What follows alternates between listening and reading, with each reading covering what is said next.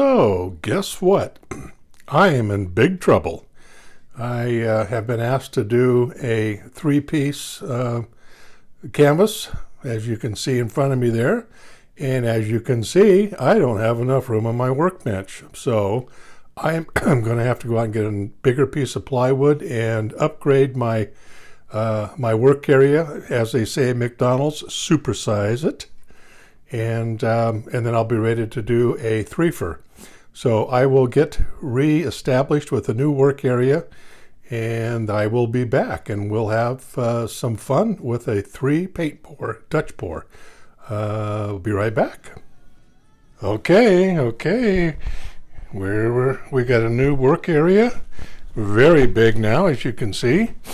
I think I bought a 2 foot by 4 foot piece of particle board, so it'll be straight and not warp, like plywood has a tendency to do over time. And so I got the white down here, kind of anyway, adding a little bit more where I can see some dry spots. Maybe it ran off. And you can see, if you can see over here, I've got my paints laid out. So I think I'm going to do a little like this, and then one here, and then blow it. I mean, how easier can that get, huh?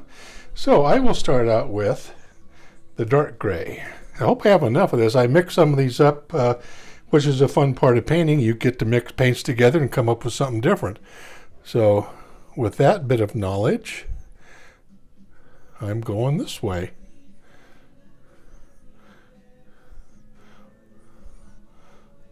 That's right. And then this one will come over like this. And apparently, that's all the gray I get. The person I'm doing this for wanted black in it, and I'm so skeptical with my black, as you well know from before. So here is some turquoise. Oh yes, my favorite turquoise. And oh look, drops. I don't know that it's necessary to get drops on everything. Now I'm not putting this paint on very thick, and if I should have made more paint, then bad on me, right? Bad on me for getting drops everywhere. Good grief, I hope I blow it over that way. Okay, the next color is going to be a lighter gray, because that's what this person wanted, was blues and grays. I guess it matches her bathroom or something of that nature. I like to say that this is a commission piece, but in reality, I'm doing it for free. That's how you get started. If you watched my, nice going, Dick. If you watched my intro clip, I just put that together. It's brand new, and it represents my artwork starting back in 1955 when I was a wee lad, and my mom let me play with watercolors, and that's the first scene in the intro clip. And then I went from watercolors, and I got older. I did many years of oil paintings, and I was in several galleries in the Northwest. And then from oil painting, I took up stained glass, because my wife wanted some stained glass in the windows in one of our houses, and to be honest with you, I couldn't afford it. So I taught myself how to do stained glass, and I had a business for a while.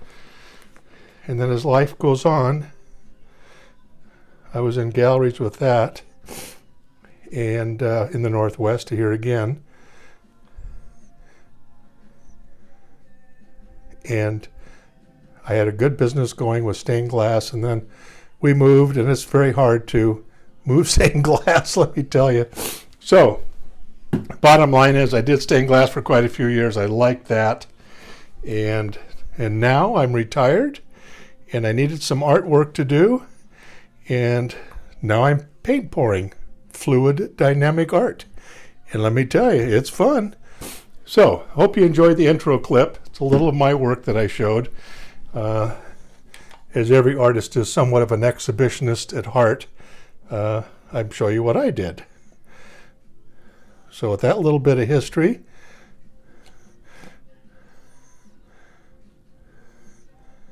I am getting ready to blow the Dutch pour. And let's hope it turns out as good as I'd like it to. Okay, I used up all my paint. I'm really stingy. I don't have any left over. So, I got my blowback on, the blowback and back, my backstops, and I've got my trusty hurricane blower. So let's see what I can come up with. Are you ready? I'm ready, Freddy. Here we go.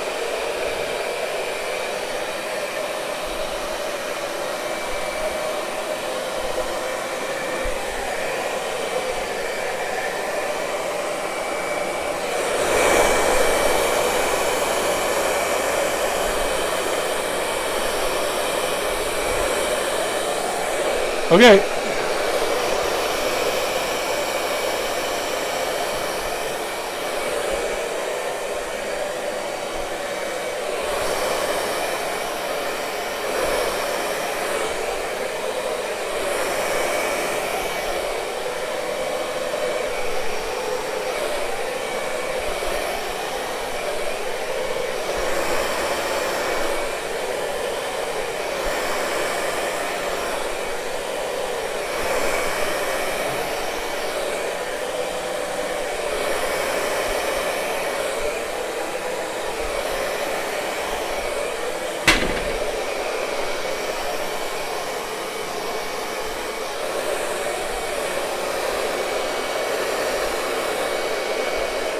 Simple is better, simple is better. Stop blowing while you're ahead, Richard. And I blew over one of my side things, but I'm looking at my backsplashes. I must be getting better because I didn't blow anything in the back of it. Okay, so now I need to take these apart, and I'll use a skewering stick to make a little bit of a spot. Nicely done, Richard. You got a drop over there. Ooh, look at this. So the best way to get rid of a drop is to scrape it off, which I will do. Looks like I lost my blower fell off the rack. That's that noise we just heard. And, oh, okay. So much for that goo bar. And we'll put a little white on it, make it right with white. Oh, how clever of you. You know what? It's going to need a little bit of straw work. That little fiddling. And that is no need for you to bore yourself watching me do that and watch the back of my head. So I will stop this for the moment and get out my delicate tools, which is a number 2 pencil and my McDonald's straw. And we'll be back to see what I come up with. So stand by to stand by. I'll be back. So there you have it. I pulled them apart a little bit, and the gold, I think, will look more gold when it dries. That metallic gold seems to look better after it's dry and then sprayed or varnished. I think these turned out acceptably okay. The colors are good, and maybe the customer would like to have a little more gray in it, and the turquoise and the light blue seem to be fairly dominant, but who doesn't like blue, right? I used my mini blower a little bit and got a little more action at the end of the flitters. So for the most part, this is my first threefer, and I'm happy with the way it turned out. I like my new bigger work area, and it's a good pour. It's a good day to have a good pour. What the heck? I expanded my horizons. Yay for me. So with that, I will probably fiddle a little bit more and come back for a final shot and a still shot so I can use it on my webpage. And I thank you for watching this with me this morning. And this is more fun than watching paint dry, is watching somebody do a pour. Exciting, fluid art in the making.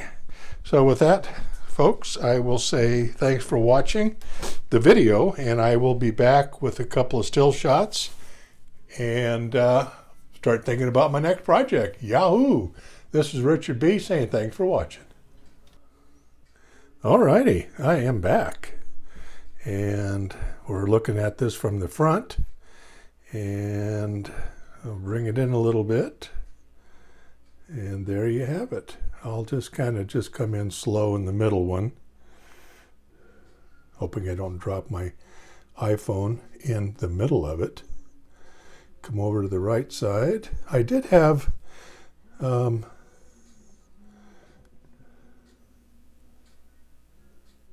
yeah, spit it out, Richard. I did have some polywogs, and I got my number 2 pencil out, and we took care of those.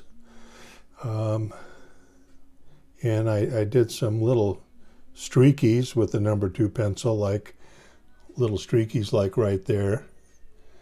I don't know what these professional terms are, but streaky sounds good to me. Oh my goodness. You can do anything you want if it's your painting. You can call it anything you want. You can't stop me. Okay, so I think the person will be happy with it. It'll go with the colors that she wanted. The gold will mute down a little bit when it's dry. And I use 2 different golds. I bought some gold and that's expensive stuff, and boy is it bright. So we'll see what it looks like when it dries. So with that, I bid you thanks for watching, and I'll get some still shots later. Post this bad boy on YouTube and stand back for the accolades. Yeah, right. Anyway, this is Richard B. saying thanks for watching, and we will see you on the next episode of paint pouring. So all for now. Thanks for watching.